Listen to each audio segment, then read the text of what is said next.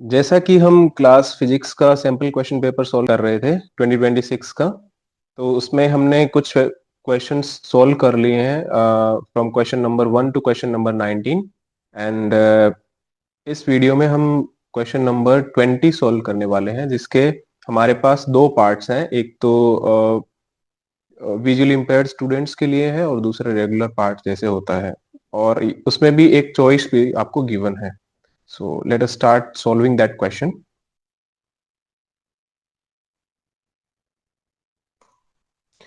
तो अगर आप इस चैनल पे नए हैं तो आप इसे सब्सक्राइब कर लीजिए, और आपके बोर्ड एग्जाम से रिलेटेड या फिर आपकी कोई भी फिजिक्स से रिलेटेड क्वेरीज हैं तो आप उसको रेज कर सकते हैं, और उससे related I will try to resolve your doubt. Question 20 is given as: write an expression for magnetic force per unit length between two parallel thin current carrying wires, hence define 1 ampere। तो हमें इसमें दो current carrying wire के पर unit length पे force का formula, हमें just formula बस लिखना है और 1 एम्पियर करंट को डिफाइन करना है with the help of that formula. तो सबसे पहले हमें यहाँ पे ड्रॉ करना पड़ेगा दैट कैसा होता है उसमें current carrying wires. Let us suppose यहाँ पे दो करंट कैरिंग वायर्स है। Okay, wait a second. So let us suppose there are current carrying wires, parallel wires, और उनमें करंट जा रहा है लेट अस सपोज I1, और दूसरे में करंट जा रहा है लेट अस सपोज I2, और उनके बीच का perpendicular distance it is given as let us suppose R is the perpendicular distance, और उन दोनों का लेंथ है। ठीक है, let us suppose I am supposing the length as capital L, यानी इन दोनों का जो लेंथ है let us suppose it is capital L। So the force per unit length, यहाँ पर जो फोर्स पर यूनिट लेंथ लगेगा, जो मैग्नेटिक फोर्स लगने वाला है, that would be, let me change the color. Okay, that force will be force F divided by the per unit length L, equivalent to mu naught I1 into I2 upon 2 pi into R. This is the force per unit length applied by one wire to the another wire। यानी कि एक wire की वजह से, यानी कि इसमें जो करंट I1 फ्लो हो रहा है उसकी वजह से जो मैग्नेटिक फील्ड प्रोड्यूस होगा, उस मैग्नेटिक फील्ड की वजह से ये दूसरा वायर है उस पे मैग्नेटिक फोर्स लगेगा। सिमिलरली इस वायर के मैग्नेटिक फील्ड की वजह से जो first wire I1 current carrying wire है उसमें भी मैग्नेटिक फोर्स लगेगा, और उन दोनों का मैग्नीट्यूड सेम होता है, और वो मैग्नीट्यूड होता है फोर्स पर यूनिट लेंथ, यानी कि F upon L mu naught I1 into I2 upon 2 पाई R, जहां पर म्यू नोट होता है permeability of the free space, जिसका वैल्यू है 4 पाई इंटू 10⁻⁷, और इसका यूनिट आप लिख सकते हैं हेनरी पर मीटर भी लिख सकते हैं। Okay, so that is what the value of permeability of free space. और I1 करंट है जो कि वायर फर्स्ट वायर में फ्लो कर रहा है, और I2 करंट है वो सेकंड वायर में फ्लो कर रहा है, और R is the perpendicular distance between them. Now using this formula let us try to define 1 ampere. 1 ampere define करना है आपको, तो वन एम्पियर कैसे डिफाइन करेंगे?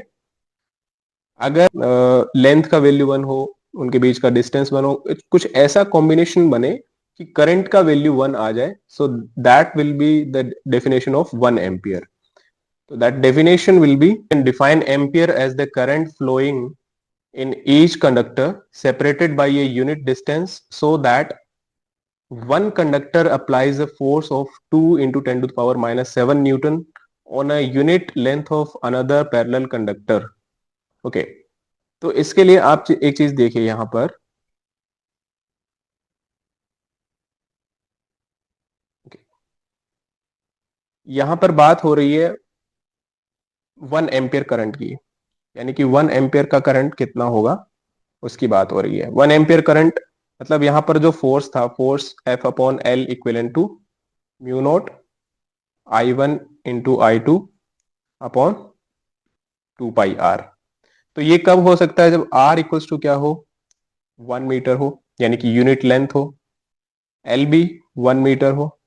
ठीक है। अब म्यू नोट अपॉन 2 पाई का वैल्यू कितना होता है? Since mu naught is 4 pi into 10⁻⁻⁷, और इसको डिवाइड हमने किया है म्यू नोट अपॉन 2 पाई को। यहां पर जो म्यू नोट अपॉन 2 पाई है उसका वैल्यू कितना होना चाहिए? Mu naught upon 2 pi, it would be 2 into 10⁻⁷, इतना इसका वैल्यू है।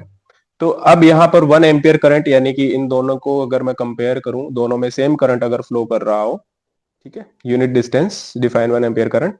सो अगर इसमें 2 इंटू 10⁻⁷ न्यूटन का फोर्स लगेगा, तो उसमें 1 एम्पियर का करंट फ्लो कर रहा होगा। सो that is what the definition of 1 ampere current using this formula. Next is, next question अपने पास, इसके और में क्वेश्चन ये गिवन है, draw a diagram representing the behavior of magnetic field lines for a diamagnetic and paramagnetic substance. For candidates and visually impaired candidates, there is another question that state Gauss law of magnetism, hence find the magnetic flux linked with the sphere enclosing a current carrying solenoid. तो one by one इसको solve करने की कोशिश करते हैं। तो पहले हमें मैग्नेटिक फील्ड लाइन के बिहेवियर को शो करना है in the case of diamagnetic materials and paramagnetic substance. अगर वो सब्सटेंस डायमैग्नेटिक है तो वो हमें पता है कि वीकली रिपेल करता है। This is the case of diamagnetic.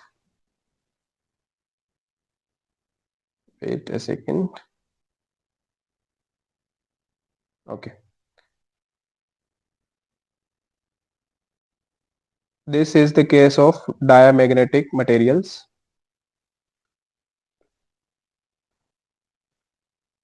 and this one is the case of paramagnetic materials.